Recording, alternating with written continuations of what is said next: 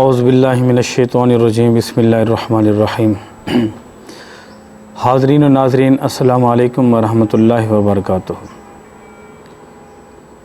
آج ہم اس معاشرے کے ایک اہم ٹاپک پر گفتگو کرنا چاہیں گے۔ ڈپریشن ایک ایسا ایشو، ایک ایسا مسئلہ ہے جو معاشرے میں بڑی سرایت کرتا جا رہا ہے۔ ڈپریشن اصل میں یہ ایشو ایک ایسا مسئلہ تھا کہ جو غیر مسلموں کے پاس تھا، ان کو ہونا چاہیے تھا اور ان کو ہی تھا، لیکن وہ آج ہمارے مسلمانوں کے ذہنوں میں، قلوب کے اندر بیٹھ چکا ہے اور یہ سرایت کرتا جا رہا ہے۔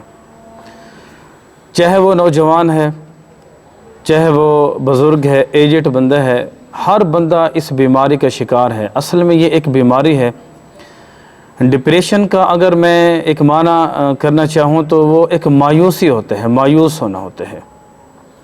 انسان اپنے اس معاشرے میں مایوس ہو چکا ہے، اپنے معاشرے میں پریشان ہو چکا ہے۔ جو وہ چاہتا ہے اگر ویسا نہ ہو تو وہ پریشانی کے زمرے میں چلا جاتا ہے، پریشان ہو جاتا ہے، مایوس ہو جاتا ہے۔ وہ چاہتا ہے کہ ایسا ہو ویسا ہو، لیکن ویسا نہیں ہوتا۔ پھر وہ مختلف اپنے ذہن کے اندر سوالات کو اٹھاتا ہے، ایسا کیوں ہوا، ایسا کیوں نہ ہوا، کب یہ ہوا تو کب کیوں نہ ہوا۔ ڈپریشن کے مین جو وجوہات ہیں ہمارے معاشرے میں، ہمارے ان علاقوں میں بڑے بڑے سائیکالوجسٹ بھی پیدا ہو چکے ہیں جنہوں نے نفسیات کے مرض کا علاج کرنا چاہا۔ اور تاریخ میں اگر آپ دیکھیں اپنے اس معاشرے میں جو لوگوں کی نفسیات کا علاج کرتے ہیں، جو ایک سائیکالوجسٹ ہیں، لیکن وہ خود اپنی نفسیات کا علاج نہ کر سکے، وہ خودکشی کرنے پر مجبور ہو جاتے ہیں، وہ اپنی زندگیوں سے ہار چکے ہیں۔ ایسے نوجوان ہیں جو آج ہمارے اس معاشرے میں اپنی زندگیوں کی بازی ہار چکے ہیں، خودکشی کی طرف وہ مجبور ہو چکے ہیں۔ ایسا کیوں ہے؟ کیا ہماری سوچ کو بدلنے والا کوئی نہیں؟ کیا ہم اس معاشرے میں اس قدر کمزور ہو چکے ہیں؟ ہم اپنے اس معاشرے کے کسی بھی مسئلے کو، کسی بھی ایشو کو فیس نہیں کر سکتے۔ بڑے بڑے لوگ ہیں، نوجوان ہیں، اپنے زندگیوں کی بازیاں ہار چکے ہیں، اس ڈپریشن کی وجہ سے وہ خودکشیاں کر چکے ہیں۔ تو اس کا مسئلہ قرآن میں کیا ہے؟ قرآن کی روشنی میں آج میں کچھ بات کرنا چاہوں گا۔ دیکھیں، اللہ تعالیٰ نے قرآن مجید میں فرمایا ہے، اٹل فرمایا ہے، الذین آمنوا وتطمئن قلوبهم بذکر اللہ، الا بذکر اللہ تطمئن القلوب۔ اللہ تعالیٰ نے فرمایا کہ دلوں کا سکون، اس قلب کا جو سکون ہے وہ دنیا کی کسی دولت میں نہیں ہے، وہ دنیا کے کسی مقام میں نہیں ہے، دنیا کی کسی شہرت میں نہیں ہے، وہ صرف رب کے ذکر میں ہے، اللہ تعالیٰ کی محبت میں ہے اور قرآن مجید کی تلاوت میں ہے۔ یوں تو اگر آپ دیکھیں بڑے بڑے فرعون بھی گزر چکے ہیں، بڑے بڑے حامان بھی گزر چکے ہیں، جن کی دولت ہی اس قدر تھی ان کو پتہ ہی نہیں کہ دولت ہماری کتنا ہے، لیکن ان کو دولت کی وجہ سے بھی سکون میسر نہیں ہے۔ یقین جانیے اس معاشرے میں ایسے لوگ بھی ہیں جو اس سکون کو حاصل کرنے کے لیے، بڑی بڑی دولت ہے، دولت کا پتہ نہیں ہے، وہ ان کو کاؤنٹ نہیں کر سکتے، ان کو پتہ نہیں ہے کہ ہمارے اثاثہ جات کتنا ہے، لیکن وہ ایک سکون کو حاصل کرنے کے لیے وہ ٹیبلٹ کھا کر، وہ میڈیسن کا استعمال کر کے اپنے سکون کو حاصل کرنا چاہتے ہیں۔ دولت انسان کماتا ہے، دولت کے لیے انسان ڈپریشن کا شکار ہے۔ انسان اپنے معیار اور سٹیٹس کو حاصل کرنے کے لیے ان چیزوں کا شکار ہے، ڈپریشن کا شکار ہے، لیکن دولت سے انسان کو سکون حاصل نہیں ہوتا۔ اگر دولت سے سکون حاصل ہوتا، دنیا کے بڑے بڑے امیر کبیر لوگ ہیں، وہ اس سکون کی حالت میں زندگی بسر کر رہے ہوتے۔ اس کا حل قرآن میں یہ ہے، اللہ تعالیٰ نے خود فرمایا، لا تقنطوا من رحمت اللہ، کہ لوگوں میری رحمت سے مایوس مت ہو۔ زندگی ہے انسان کے لیے، فہدیناہ النجدین، ہم نے انسان کو دو راستے دکھا دیے ہیں، ایک نیکی کا ہے اور ایک بدی کا ہے۔ ان دو راستوں میں سے ایک کا انتخاب کرنا ہے، لیکن ہمارے لیے سکون ناپید ہو چکا ہے۔ ہم سکون کو حاصل کرنا چاہتے ہیں، ہم ذہنی طور پر ختم ہو چکے ہیں۔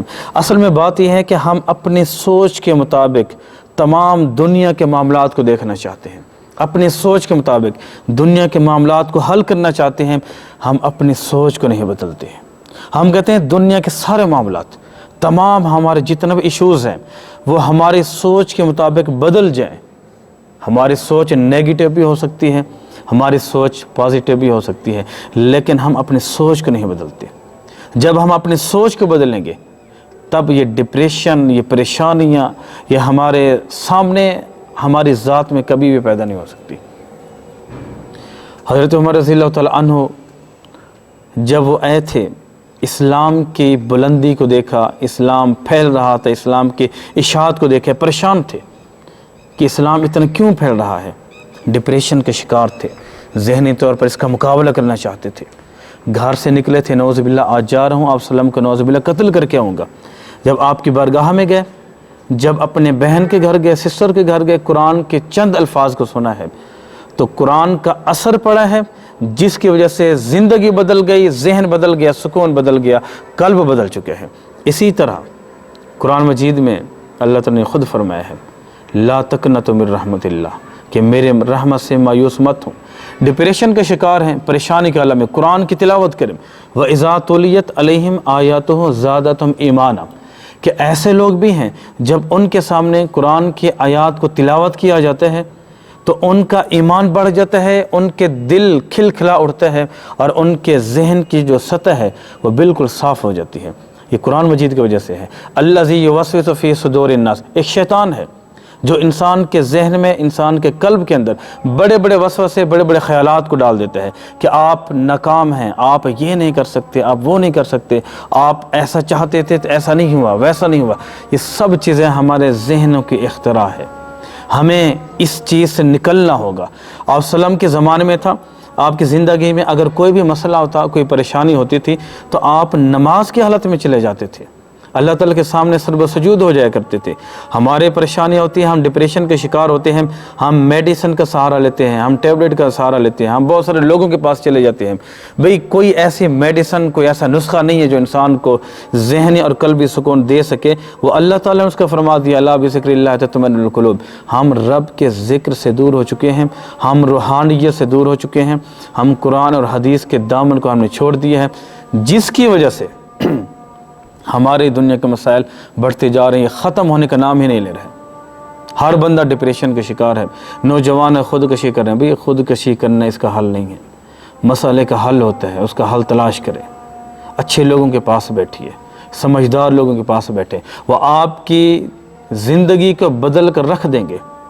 آپ جائیں قرآن کو اٹھا کر دیکھیے، قرآن کے ایک تو یہ ہوتا ہے اس کو سمجھ کر پڑھنا، ایک یہ ہوتا ہے کہ قرآن کی روحانیت اور اس قرآن کا اثر ایسا ہے، کوئی غیر مسلم اگر اس کو سنتا ہے، حضرت عمر نے صرف سنا تھا تو ان کی دنیا بدل چکی تھی، ان کے دل کے خیالات بدل چکے تھے، ان کے ذہن کی جو سطح تھی وہ نیگیٹو سوچ میں تھے تو ان کی پازیٹیو ہو چکی تھی۔ یہ قرآن کے اثار اتنا ہے، قرآن کے اثرات اتنا ہے، لہٰذا ہمیں چاہیے کہ ہم قرآن اور حدیث کے مطابق اپنے زندگی کو بسر کریں اور اپنے اس ڈپریشن کا حل ہم قرآن سے ہی تلاش کریں، نہ کہ ہم ادھر ادھر گھومتے رہیں، معاملات کو دیکھتے رہیں، اپنے حالات کو مزید ہم الجھاتے رہیں۔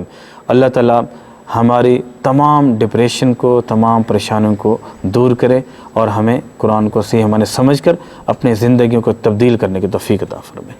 والسلام علیکم ورحمۃ اللہ۔